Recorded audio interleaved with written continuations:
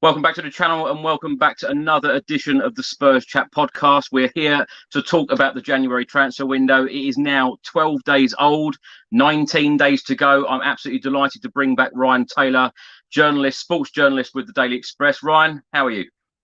I'm all good, thanks, Chris. Thanks for giving me the invite back on. I know it's not been too long since we last spoke, but obviously a lot's changed since then, really.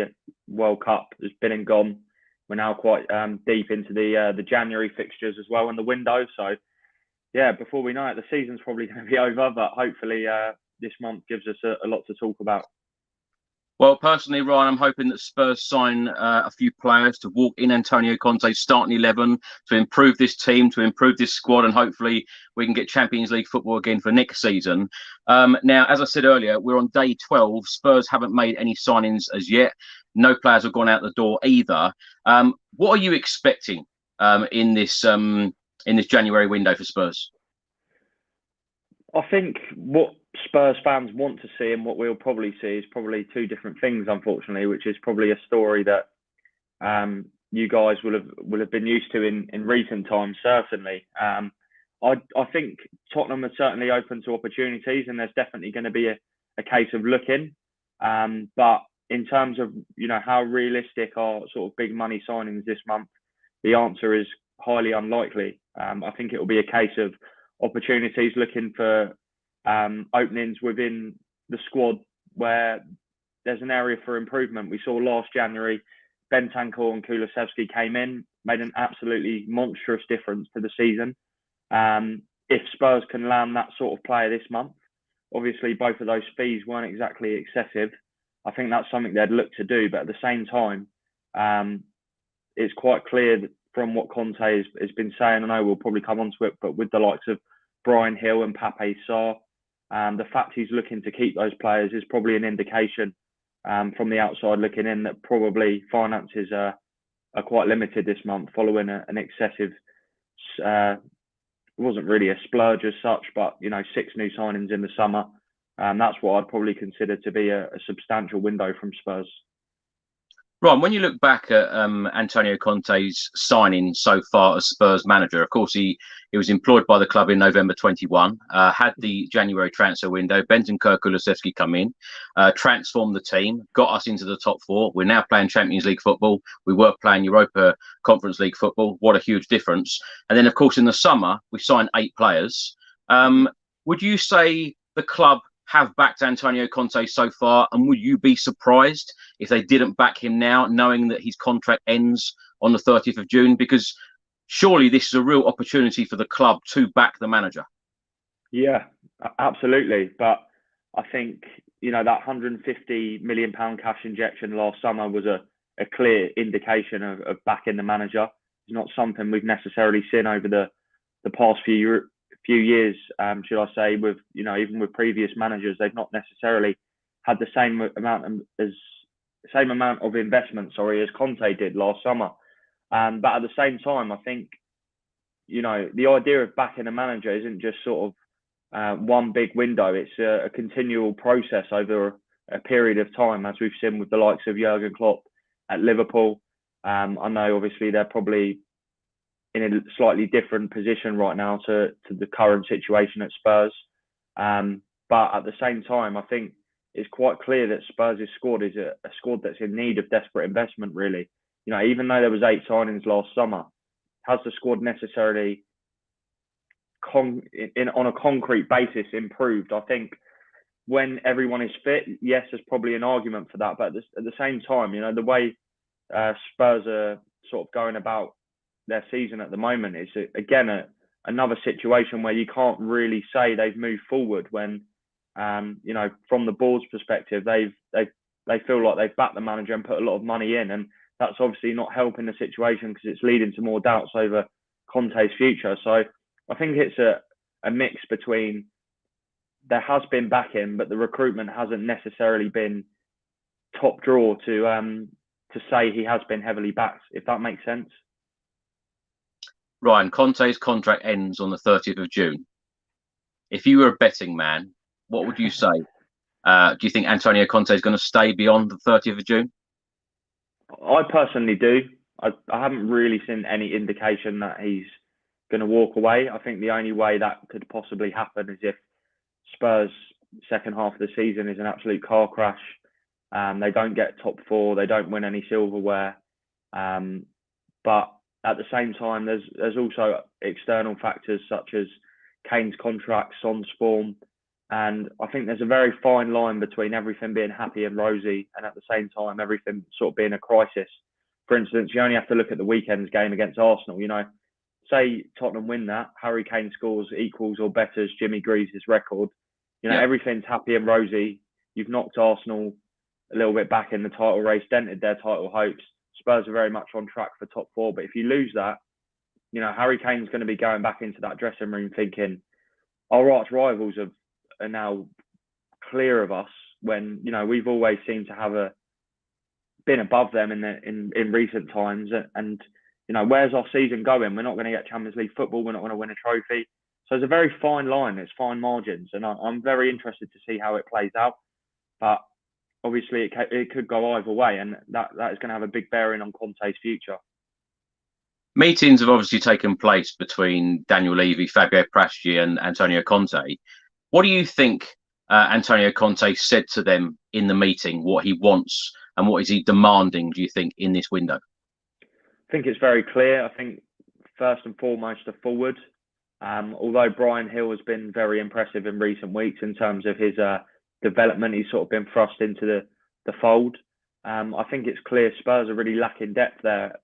Obviously, it's no fault of their own because when Richarlison and Dejan Kulusevski are fit, Spurs have got one of the best front lines in the Premier League.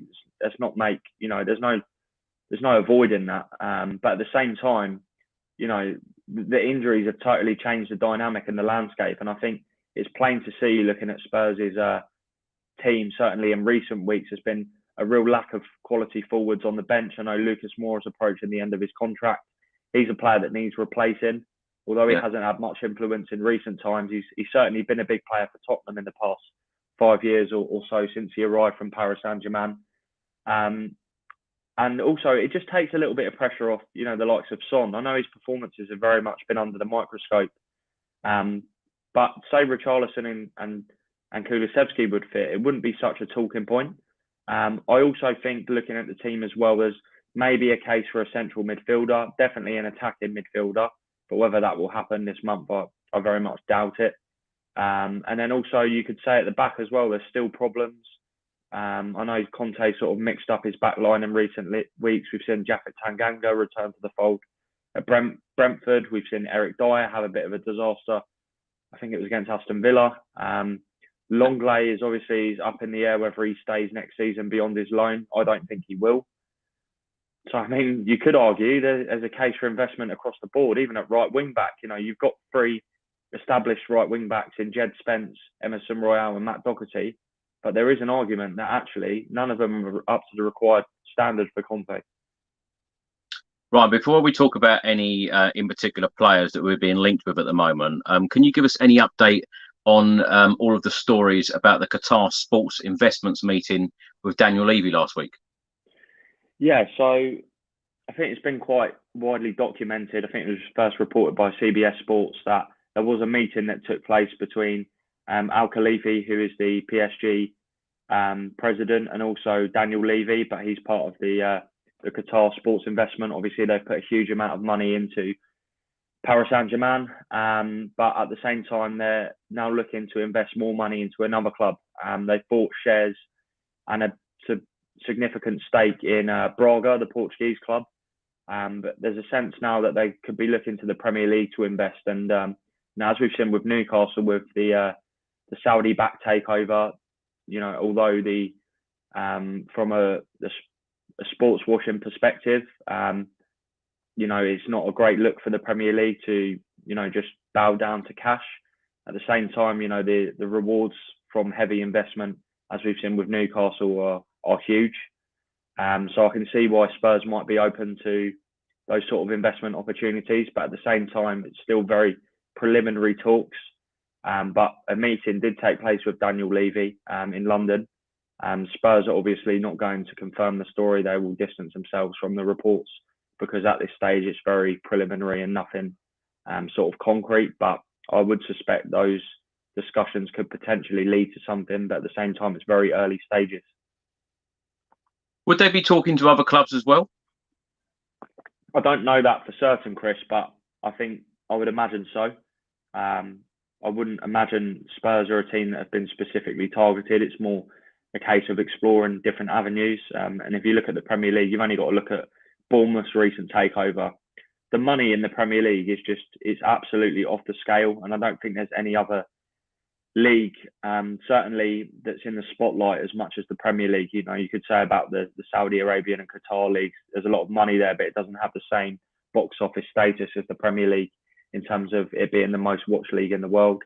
So I wouldn't be surprised if there are other clubs that they talk to, but obviously Spurs with their swanky new stadium, their top exciting players, it's a perfect investment opportunity. Spurs are a club with a huge ceiling, one that could explode with the right sort of investment, but at the same time it's important to keep fans' feet on the ground with this one, because it's nothing imminent. It's just exploratory talks, and this is quite a common occurrence with big clubs in the Premier League. There's a lot of discussions, particularly with Middle Eastern figures that have huge money to play with. Ryan, where a lot of fans want the club to invest, a lot of money in these transfer windows, and especially with what Antonio Conte's been coming out with in recent press conferences, is about 50, 60, 70 million pound players consistently in transfer windows, top players, he calls them, players to walk into the starting 11. Now, the Trust asked a question to the club last week. They stated, "We've written to the club asking answers to fundamental questions that fans want answered. There are genuine concerns about the situation at Spurs and the direction at the club." What do you make of the Trust going to the club and stating that, the fans want answers? We want to know the direction of the club. Of course, we don't know whether Antonio Conte is going to be our manager beyond the 30th of June. Spurs replied to them and said that Fabio Prasci would issue a statement after the transfer window. Financial results will be released in February, and the club are keen to address issues. What do you make of this situation? Do you think that it is all going in the right direction, or do you think that the club could do more?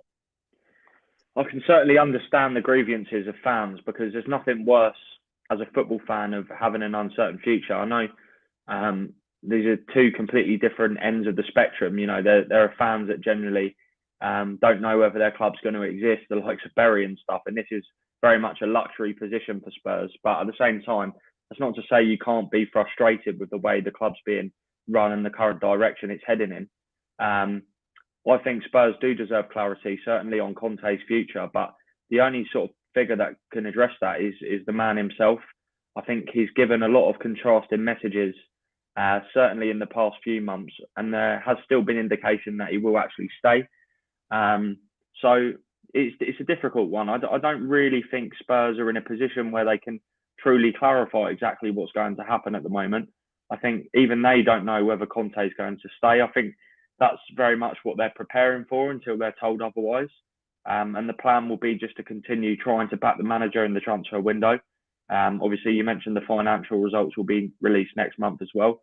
And I again go back to the point I said about the happy and rosy situation. If Tottenham finish in the top four and Conte extends his contract, it's again, although it's not necessarily progress because it's what happened last season, but again, it's Tottenham established themselves as the best four clubs, among the best four clubs in the Premier League, Champions League revenue, which is absolutely huge. I can't emphasise that enough. Been looking into a financial story today with Manchester United, and the finances you get from qualifying for the Champions League are completely game changing. Not only in terms of transfers, but sponsorship opportunities and things like that. So it's integral, and I think until Spurs finish the season, it's going to be difficult to have a clear picture of exactly the direction the club hope to go in. Right, if Spurs don't do any business in this window, do you think that will be Conte gone in the summer? Not necessarily, because I think ultimately it is quite dependent on whether they get into the top four. I don't really envisage a situation where Spurs finish outside the top four in a disappointing fashion, say they missed out and they'd done all they could and they were just unlucky, the 4 teams above them, were on a runner, etc., I think that would be easier to stomach. But if Spurs sort of finish the season with a whimper, we've seen before Conte can literally get up and walk. We saw it in his second season at Chelsea, where he finished outside the top 4 but won the FA Cup. Even after winning the FA Cup, he was still prepared to walk away. So I don't know. It really, in my opinion, it is a toss of a coin. I know that's not really what Spurs fans want to hear. But at the same time, I would also argue that which manager in world football, other than maybe the top manager, Pep Guardiola, who wouldn't want to manage Tottenham right now? There is a huge stadium there. There's world-class players. There is still a strong infrastructure despite, the concerns of fans. There's a great youth academy. I think Spurs are nicely positioned now to be, regardless of where they finish in the Premier League, they are a great sell to any top coach and any top player, which I think is important to mention, really.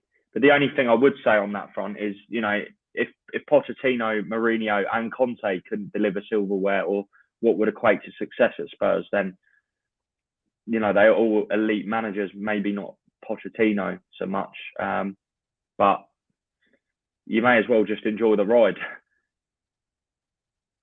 We certainly need trophies, Ryan. Anyway. Yeah, certainly. 15 years now without trophies. We certainly need one. And as I said all the time, Pochettino, Jose Mourinho, Antonio Conte, it's got to happen with Conte. This is why I think that this fan base at the moment really want this manager backed. Now, talking about names, one player that we keep being linked with on a daily basis, and that is Pedro Porro of Sporting.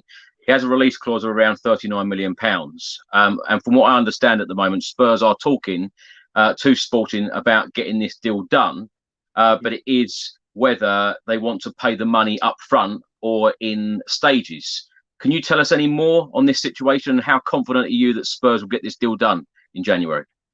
You're quite right in what you say, Chris. There are ongoing discussions between Tottenham and Sporting. It's been, pretty well documented, their interest, even before the transfer window opened, that Pedro Porro was a top target for Spurs. He did impress in both fixtures against Tottenham in the Champions League. But the message being briefed by Sporting is quite clear. Same with their manager, Ruben Amorim, that unless they play the release clause, then ultimately the deal won't happen. Even if Tottenham did pay the release clause, like you say, it wouldn't have to be paid all in one lump sum. It could be negotiated in instalments, as long as that money is paid directly to Sporting over the space of an agreed period of time, then the transfer can still happen. But I don't really envisage a situation where Spurs do trigger that release clause this month, particularly with 3 wing-backs still at the club in the same position at right wing-back. I think Alistair Gold wrote a piece today that Emerson Royale's representatives are not actively looking to leave the club. He's very much happy, even though, his his playing time's deteriorated recently. And that's kind of the messages that I've received as well. There's been a lot of links to Emerson Royale with Italian clubs and Spanish clubs. There's actually nothing happening at the moment. And the same actually applies to Jed Spence. There's been so much written about him going out on loan, etc. But my understanding of the Spence situation is he could very much stay at Spurs this month. And I know that might come as a shock to some people because he's simply not playing. But Spence is keen to knuckle down, totally respects Conte's decision. He's really keen to improve and make the grade at Spurs. So it does make it quite difficult that none of these players, including Matt Doherty, who has very much improved in recent weeks and shown a great attitude, none of them are actually moving any closer to the exit door at the moment. And that's not to say something can't happen in the coming weeks, because things change very quickly. There does seem to be, an appetite, certainly from a Tottenham perspective, to maybe have a look at sending Spence on loan. But at the moment, there's been no movement on that front. No clubs have made an approach, and there's been no actual discussion or instruction from Tottenham that Spence will be going on loan. It's just an idea at the moment. Until there's movement with one of those 3 right wing backs, I don't see how Pedro Porro can arrive this month. Is there any right wing back then, Ryan? You're telling me that at the moment you don't feel that a right wing back will come in this window? It's difficult to say, Chris, to be honest. But you've got one position on the field, and if you're bringing in another player, that makes it full. I just don't personally see it, but it depends how prepared Tottenham are to satisfy Conte and back him. We know he's a player that he wants. We know he's a player that would probably automatically slot into the starting 11. So from that perspective, it could be money worth investing for Spurs, particularly given it's been a little bit of a weak point. But as I say, Spurs need to move players on, particularly in that department. They're they're stacked with options there. I actually think Emerson Royale and Jed Spence are very marketable players that if Spurs did want to clearly push them towards the door, I don't think they'd be short of suitors. But at the moment, there isn't actually anything concrete to suggest that they will be leaving the club this summer, despite what is actually pretty much rumoured, most days on social media, etc. Right, if I had to ask you for a prediction or a guess, how many players Spurs will sign in this window, what would you say? You're going to hold me to it? Is that the question? The reason I asked that question is because if Spurs make any signing in this window, it has to be a right wing back. Yeah, you're right. You are right. So it does make it a difficult concept, really, because the signs are pointing towards the fact Tottenham do need to strengthen in that department. But at the same time, it does mean if they're going to push ahead with that, one of these players is going to basically be cast aside because you're not going to have 3 right wing backs on the bench every game. But there's such a long way to go in the window. It's still around about 20 days. So much can happen in such a short space of time.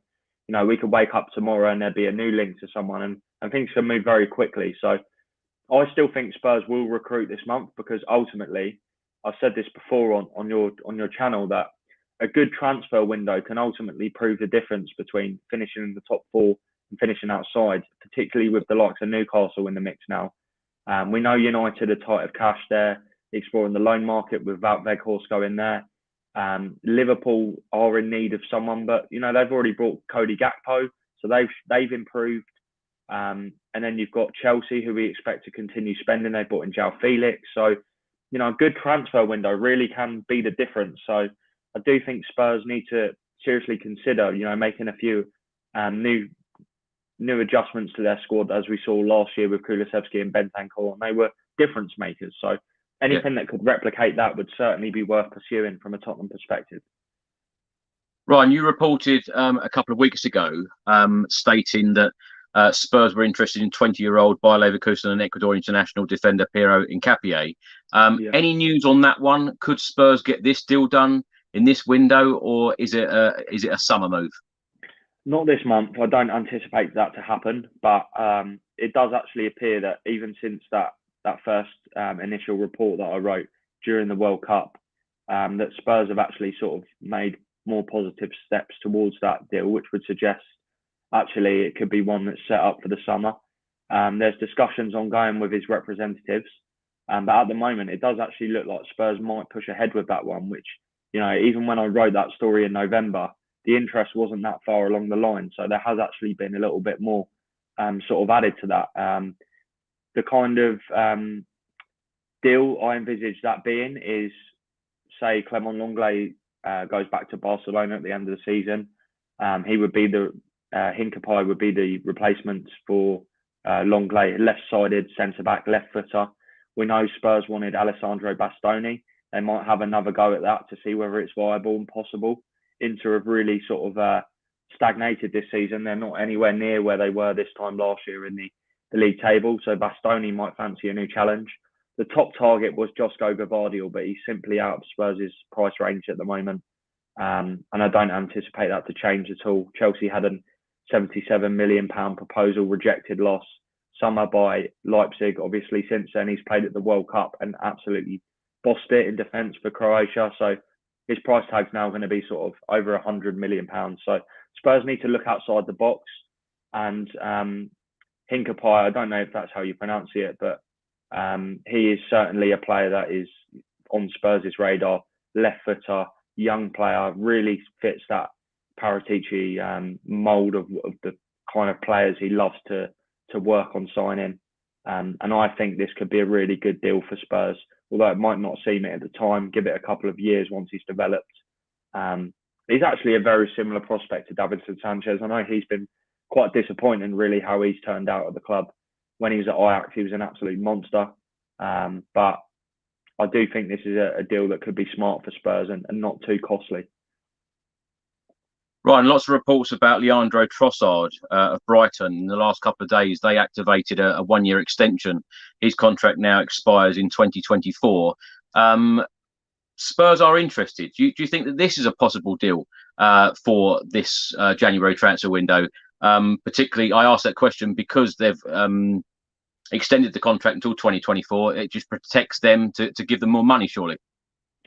To be honest, Chris, that was always going to happen, the 1 year extension. It's not, although it's sort of come into light recently, it was always something that was part of the plan from a Brighton perspective. It's not related to Tottenham interest. A lot of contracts in the Premier League do contain 1 year options, and obviously someone like Trossard is a very high value to Brighton, so it's an absolutely no-brainer to trigger that and protect the value. But at the same time, Brighton have tried very hard to extend Trossard's contract, and to no avail so far. He's also talked up the prospect of potentially joining a Champions League club or making that next step in his career. He's getting slightly older now. He's still reasonably young, but at the same time, he's realistic that he might not get a chance to make a big step up again if he delays it too long. So I think he is certainly open to any offers that arrive on the table.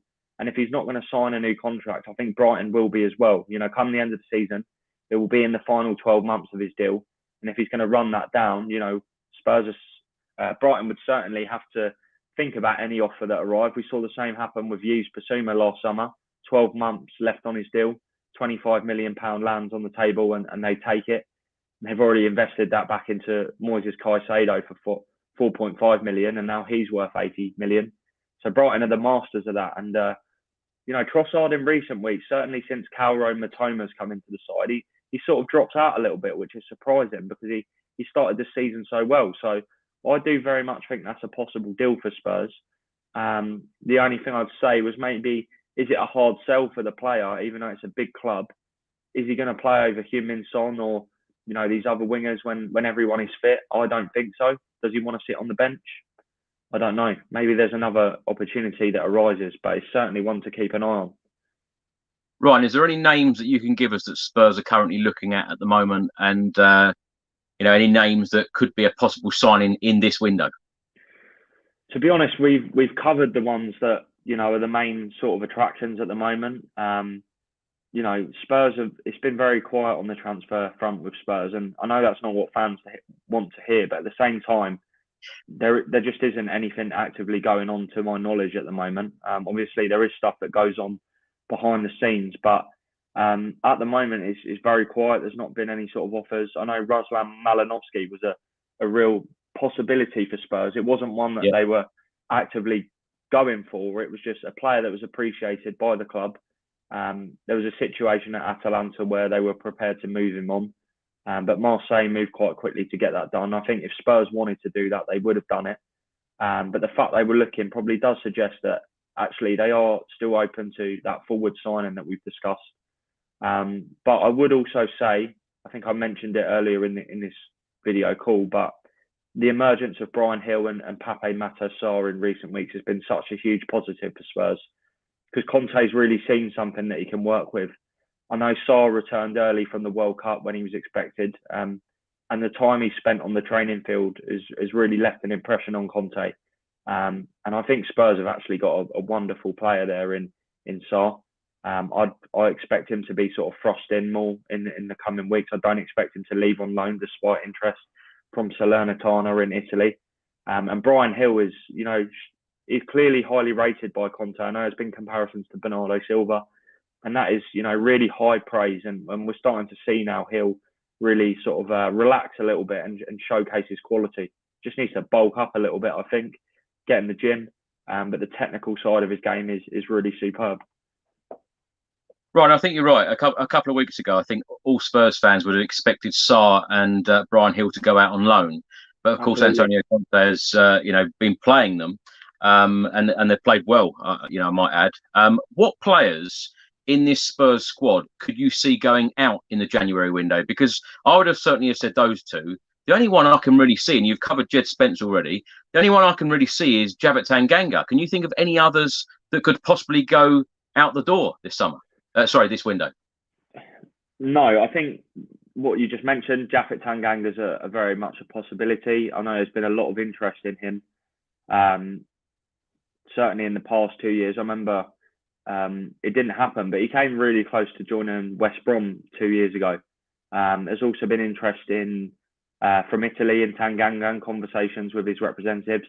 I think Spence is one to definitely keep an eye on, because obviously if Porro comes in, but also, you know, Spence just isn't playing at the moment. It doesn't really make sense to just keep him on the bench if there is an opportunity for him to go and play football regularly somewhere, particularly in the Premier League.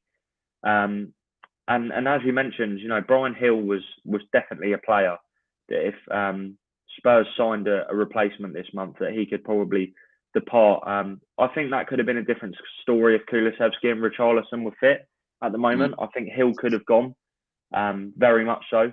He was very close to rejoining Valencia on loan in the summer, but Conte actually stopped the deal from happening at the 11th hour because Spurs didn't have a replacement. And he's always been quite bolshy on that, Conte, that unless there's a replacement, he's not going to offload the player first. You know, we've seen with Besiktas in the past few days with Wout Weghorst.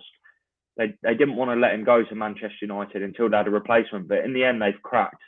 Although they expect to get a replacement, they've let Weghorst join United, and I actually think at Tottenham that's not likely to happen unless a replacement is there. The player won't be allowed to leave. Right, I'm going to throw some names at you. Just give me a quick sentence on them, whether you think it's rubbish or whether you think Spurs could possibly sign them in this window or the summer window. Wilfried Zaha. Possible, I'd say. You know, expiring contract. We don't expect him to sign a new deal with Palace. He could be one that, you know, given there's no transfer fee involved, definitely possible. Don't envisage a move this month, but maybe at the end of the season. Adama Traore. I would say unlikely now. I feel like that ship might have sailed, but at the same time, he's a player very much appreciated by both Conte and Paratici. Obviously, Paratici tried to sign him at Juve before he came to Spurs. And there was a close deal, I think, this time last year.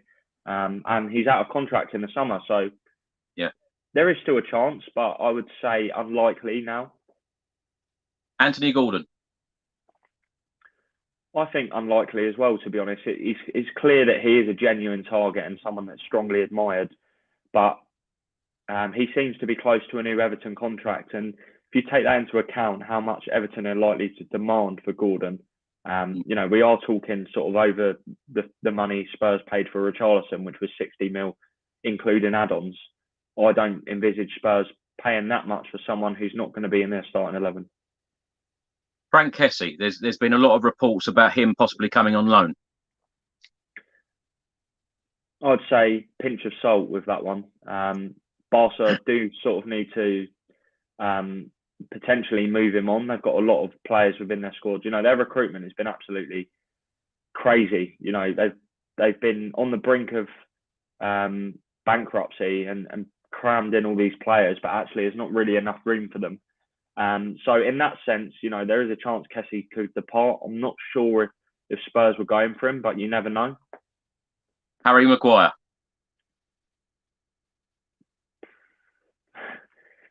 I think that says it all. Yeah, I mean, if it happened, it wouldn't actually surprise me, but I don't think there's anything in that at the moment. And also, given United paid 80 million for him, I think they're going to be looking to recoup a big fee close to maybe 50 million. And I don't see who's going to pay that. But I don't think he would be the worst signing in the world. But at the same time, I think Spurs will be looking to go in a different direction. I certainly hope so. Sofran Amrabat. Of course, we were heavily linked with him in the last January window. Had a fantastic World Cup. I think maybe been and gone now. I think obviously Spurs were really close to signing him, and you know, at the time it was one that was deemed underwhelming by fans. They really didn't want to sign him, but I think now Spurs would happily take him. But I do think he's a little bit too similar to Pierre-Emile Højbjerg. Although he's not, he's a bit more defensive-minded than Højbjerg. He's sort of a warrior in the middle of the park that breaks up the play and moves the ball forward. I don't really think that's what Spurs need at the moment. But again, he would improve them, so don't see why they wouldn't be interested. Weston McKennie, that is a name that just keeps coming up every window. I would say that is a very realistic target. He's someone that Spurs have held talks about in previous transfer windows. Again, there's the Juve link to Paratici. I think everyone saw at the World Cup when USA played England that he was a very capable midfielder, very dynamic. I think actually England were overrun in midfield that day, and McKennie was a big part of that. I think he gives something different. He's a box-to-box player, all-action midfielder. I think it'd be a very smart signing for Spurs. So I don't know whether about this month, but I've seen a lot of links to the likes of Bournemouth and Villa. So it would suggest Juve would maybe be prepared to sell. So you never know. What about Denzel Dumfries? I don't really see that one happening, to be honest, Chris. Again, it goes back to that point about the right wing back situation. Also, Dumfries is going to cost the same amount as Pedro Porro. So Spurs seem pretty set on signing Pedro Porro. So I don't really envisage them. If anything, Dumfries would probably cost more. So I do think Porro would be the top right wing back target. Any chance, Ryan, of a cheeky bid for James Maddison? No, not this month. I also think Leicester are going to demand a silly figure for him. I'm talking sort of close to 100 million, 80 million. I don't see him leaving Leicester this month. I think there is a chance at the end of the season he might look to move on. Obviously, he's at a great age now where he probably wants to play Champions League football. Started the season like a house on fire, but has had some frustration with injuries. I think he is a player that Spurs could target, certainly. Whether he's the right fit for Spurs, I'm not quite sure. I still think they're better with a 3-4-3 as opposed to a 3-5-2 with an attacking midfielder. But at the same time, who wouldn't want to sign James Maddison at the moment? Absolutely, yeah. Ryan, we've currently got 5 players out on loan.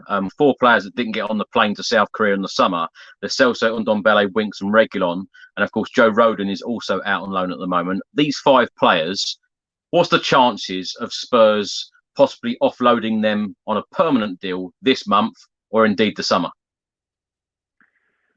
This month, I would say it's tough for all of those, particularly Joe Rodon, who's had a little bit of a tough time at Stade Rennes, certainly in recent times, and that doesn't even cover the experience Harry Winks has had at Sampdoria. He's barely kicked a football. I do think at the end of the season, it will be time for Spurs to knuckle down and get fees for all of these players. Whether that's anything close to what they want for them, because they paid big money for some of these, particularly Lo Celso and Ndombele. And Ndombele has actually performed really well at Napoli. I know there was a little bit of a clip the other week gone viral of him having an argument with Spalletti, but the indications are that Napoli probably would be interested in signing him permanently, which is completely contrasting to last summer when Ndombele went back to Lyon on loan and actually flopped. So I think there is a good chance that Spurs recoup some of these fees. I was actually listening to an interview of Declan Rice the other day, and he was asked who was the most difficult opponent he faced, and he named a few, but he actually said Ndombele for the reputation he has at Spurs of maybe being lazy. He said he's a proper street footballer who gave me a really hard game. So the talent is definitely there. I think he just needs to be signed by the right team to sort of bring the best from him. But I still think he would be worth a punt for any European club looking to sign a bit of a different option in midfield. Ryan, lastly, on Sunday, of course, it is the big one, the North London derby, and of course Spurs then travel to the Etihad Stadium next Thursday. We've got a huge week coming up. How do you see the North London derby going? I don't want to sit on the fence too much, but I am going to have to say I envisage a draw. I think Spurs will be rallied up for this one. They'll be fired up. There's the added incentive that if they get a result, it dents Arsenal's potential title prospects. But at the same time, I do think Arsenal are sort of they're a cut above Spurs at the moment. Unfortunately, I'm sorry to say. But at the same time, I do think that the home advantage, you know, we saw what a difference that made last season. I know this is a different team, but, you know, Spurs generally at home are pretty strong. And, you know, they're not going to need any added motivation to get up for this game. I think 1-1.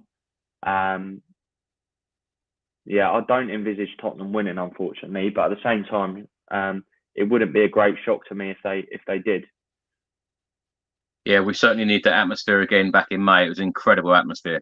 Ryan, thanks so much for joining us. It's been a pleasure having you on again. And please tell everyone about your YouTube channel. You've just released a new video with lots of transfer information.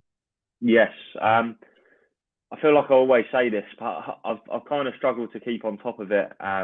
It's obviously not one of my priorities, my YouTube channel, because I'm doing so much reporting in the week, and, you know, writing stories that, you know, sometimes it is nice to switch off. But I did just do a transfer Q&A yesterday in which I asked fans to send in questions. And I basically just go through all of them answering questions. There's loads and loads of information on there. I don't think there's too much Spurs, but lots of, I know Spurs fans don't want to know about Mudryk, but obviously that's a saga that might be of interest to, you know, the implications it may have on the top 4 race. There's loads of Aston Villa in there. Stuff on Danjuma, Yusuf Makoko. But yeah, to be honest, most of my stuff is actually done on Twitter now. My handle's at Ryan Taylor Sport. And, you know, a lot of the stories I get and work on in the week, the information's posted there. But I am trying to ramp up the YouTube activity now. And I like to do the Q&As. They're quite fun. And they allow me to cover all bases and all clubs. So I'll certainly be looking to do more of them before the window closes. Well, we'll put all of your links in the description box below, Ryan. So thank you, Chris. People can find you and watch your videos and follow you on Twitter. It's been a pleasure having you on again. Thanks so much for all of your time. I really appreciate it. Thanks for watching, everybody, and thanks for listening. And I will see you in the next one. Until then, come on, you Spurs.